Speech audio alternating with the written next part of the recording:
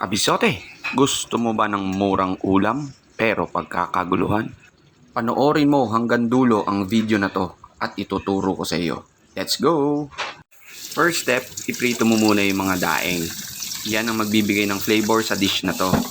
Pagkatapos, same pan, magisa ka na ng aromatics, bawang, sibuyas, at maraming kamatis. Mekos-mekos mo lang hanggang lumabas yung natural na lasa ng kamatis.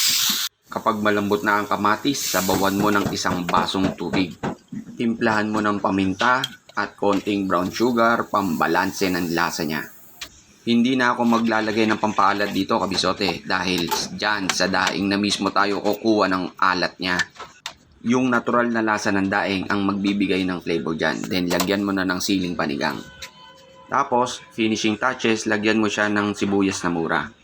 Shoutout muna tayo ng mga followers natin dyan sa RCBC Makati. Shoutout kay Dean Jan the Dude at kay Ding Galing ng RCBC Makati. Maraming salamat sa laging pagsubaybay. Oh, di ba? Simple at murang recipe. Kabisote, kagulo surod dito pag natikman mo to. Magdagdag ng sinaing, tsak mapapalabang ka dito. Oh, ano pang iniintay mo, kabisote? Tara, kakain na!